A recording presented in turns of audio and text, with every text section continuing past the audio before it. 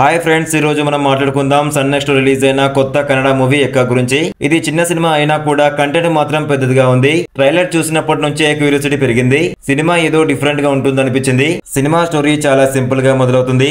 ఒక చిన్న town back drop లో ముగ్గురు ఫ్రెండ్స్ గేమింగ్, మనీ మరియు లైఫ్ లో షార్ట్ కట్స్ గురించి మాట్లాడుకుంటూ ఉంటారు. కానీ ఒకరికి మాత్రం డబ్బు మీద పిచ్చి ఎక్కువగా ఉంటుంది.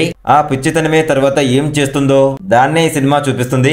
సెకండ్ హాఫ్ లో స్టోరీ కొంచెం సీరియస్ టోన్ లోకి వెళ్తుంది. చిన్న గేమ్ కోసం మొదలైన విషయం చివరికి లైఫ్ డెత్ మధ్య జరిగే ఫిజికలాజికల్ గేమ్ గా మారిపోతుంది.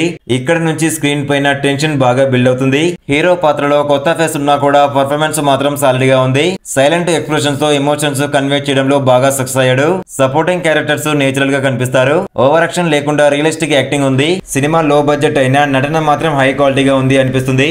డైరెక్టర్ నరసింహ గౌడ ట్రీట్మెంట్ బాగుంది. స్క్రీన్ ప్లే స్లోగా మొదలవుతుంది కానీ మధ్యలో ఎంగేజ్ చేస్తుంది. డైలాగ్స్ సింపుల్ గా ఉన్న మీనింగ్ డెప్త్ గా ఉంది. మొదటి 20 నిమిషాలు కొంచెం డ్రాగ్ అనిపించిన తర్వాత స్టోరీ గ్రిప్ టైట్ అవుతుంది. సినిమాటోగ్రఫీ కూడా చాలా డీసెంట్ గా ఉంది. చిన్న లొకేషన్స్, రియలిస్టిక్ లైటింగ్ ఇవన్నీ కూడా స్టోరీకి బాగా సపోర్ట్ చేశాయి. బీజిఎం అనేది ఎక్కకి మెయిన్ స్ట్రెంత్. ఎక్కడ ఎమోషన్, ఎక్కడ టెన్షన్ పర్ఫెక్ట్ గా సింక్ లో ఉంది. కొన్ని సీన్స్ లో బ్యాక్గ్రౌండ్ స్కోర్ గూస్ బంప్ తెప్పిస్తుంది. మూవీ పాజిటివ్ విషయం కి వస్తే కాన్సెప్ట్ న్యూ గా ఉంది. Hero acting impressive. BGM and direction strong points. Last 30 minutes gripping and emotional scenes. Negative points విషయానికి వస్తే ఫస్ట్ హాఫ్ స్లోగా ఉంటుంది. ఫ్యూ సీన్స్ ప్రిడిక్టబుల్ గా ఉంటాయి. సమ్ డైలాగ్స్ లాగ్ ఫీల్ చేస్తాయి. మొత్తం మీద చూస్తే ఎక్క అనేది స్లో బర్న్ ఫిజికలాజికల్ డ్రామా. ఇది కమర్షియల్ మూవీ కాదు, థింకింగ్ ఆడియన్స్ కోసం చేసిన one time watchable movie. Execution honest గా ఉంది.